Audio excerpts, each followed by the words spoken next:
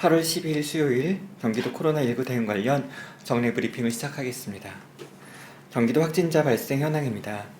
질병관리본부 발표에 따르면 8월 12일 0시 기준 전국 확진자 수는 총 14,714명이며 이 중 경기도 확진자 수는 전일 오전 0시 대비 19명이 증가한 총 1,664명입니다. 인구 10만 명당 확진자 발생 수는 12.1명으로 전국 17개 시도 중 7번째입니다. 시군별로는 성남시 194명, 부천시 189명, 평택시 169명 순으로 도내 30개 시군에서 확진자가 발생했습니다. 도내 시군별 인구 10만 명당 확진자 발생 수는 평택시가 31명으로 가장 높고 다음 군포시 29명, 포천시 23.5명 순입니다. 경기도 확진자 중 1,458명은 퇴원하였고 현재 174명이 병원에서 격리 치료 중입니다. 다음은 경기도 병상 운영 현황입니다.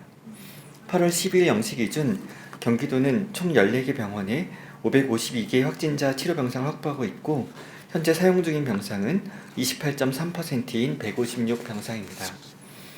경기 수도권 2생활치료센터에는 5명의 확진자가 생활하고 있으며 타시도 및 외국인 포함 총 161명의 확진자가 현재 도내 의료기관과 생활치료센터에서 격리 생활 중입니다. 신규 확진자 현황에 대해 말씀드리겠습니다. 도내 발생한 신규 확진자는 총 19명으로 김포 주님의 샘교회 관련 4명, 지역사회 발생 15명입니다. 먼저 김포 주님의 샘교회와 관련 확진 상황에 대해 말씀드리겠습니다. 김포 교회 관련 확진자는 전일 0시 대비 4명이 증가한 총 11명입니다. 8월 9일 김포시에 거주하는 해당 교회 교인이 첫 확진된 이후 접촉했던 같은 교회 교인들이 추가 확진되었고 또 이 확진자들과 접촉한 직장 동료와 가족 등 4명이 8월 11일에 추가로 확진되었습니다. 도는 즉각 대응팀을 파견하여 확진자들의 동거 가족 및 이동 동선상의 추가 접촉자에 대한 심층 역학조사를 진행 중이며 상황을 지속해서 모니터링 중입니다. 도내 지역사회 발생 확진 상황에 대해 말씀드리겠습니다. 금일 발생한 지역사회 감염자는 총 15명입니다. 먼저 남양주 소재 소아청소년과 병원 관련 확진 상황입니다.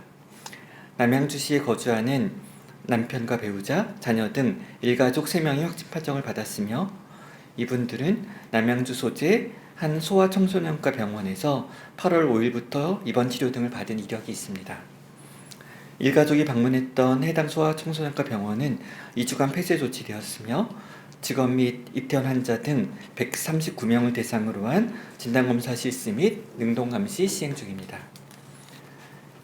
이 가족 중에 부인이 7월 30일 남대문 지역을 방문하였지만 확진자가 발생한 것으로 알려진 그 해당 상가에는 방문하지 않은 것으로 조사 결과 확인되었습니다.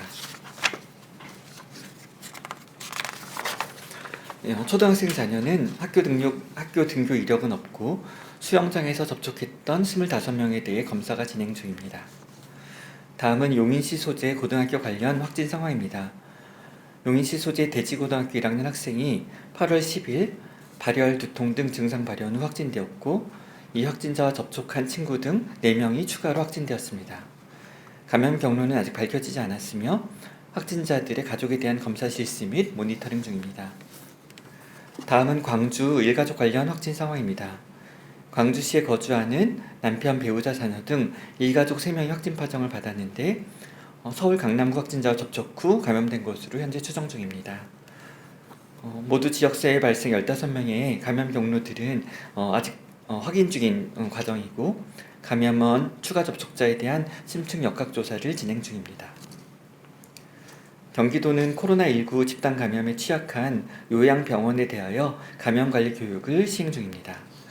경기도 공공보건의료지원단과 경기도 감염병관리지원단 주관으로 슬기로운 감염관리 요양병원 편이라는 과정명으로 실시되는 이번 프로그램은 온라인 기본교육과 오프라인 실습교육 과정으로 구성되어 있습니다.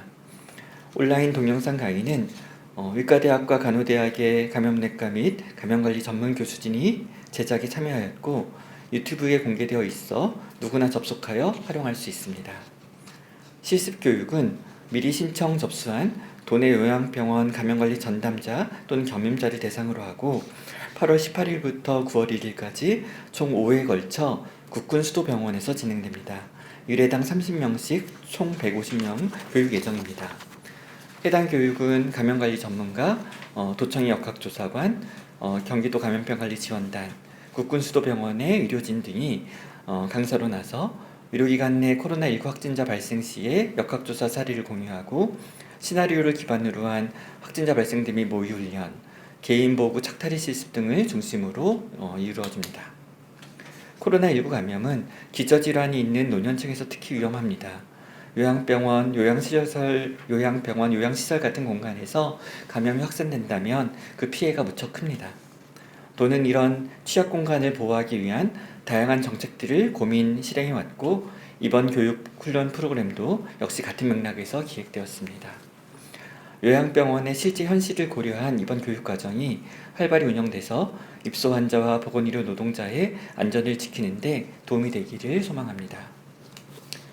최근 교회 방문 판매 업체를 연결고리로 하는 집단 감염이 지속 발생하고 있습니다. 방역수칙 준수를 거듭 당부드립니다. 종교 행사를 실시하는 경우에는 실내에서 마스크를 벗지 않도록 하고 종교시설 내에서 공동 식사, 간식 제공 등을 삼가고 종교 행사 전후 소모임을 자제해 주십시오. 특히 많은 사람에게 전파가 우려되는 학예 수련회 등 여름철 종교 행사는 가능하면 취소하거나 비대면으로 전환해 주시기 바랍니다. 아울러 방문 판매의 경우 가정 방문, 오피스텔 등을 통한 소규모 설명회 및 제품 체험 행사 등을 통해서 장시간 밀접하여 대화가 이루어지고 있고 이런 점에서 감염의 발생 우려가 높습니다. 중장년층, 특히 고령층은 방문 판매 관련 모임 및 행사 참석을 하지 말아 주실 것도 간곡히 당부드립니다. 코로나19 지역사회 감염 확산은 언제 발생하고 확대되어도 이상하지 않습니다. 바이러스를 완벽하게 통제하고 싶은 우리의 소망은 실제 의학적 사실과 일정 정도 거리가 있습니다. 그래서 차분한 마음으로 꾸준히 노력해야 됩니다. 우리는 모두 서로 연결되어 있습니다. 자칫 느슨해지기 쉬운 우리의 마음을 다잡으면서 서로가 서로를 지켜야 합니다. 감사합니다.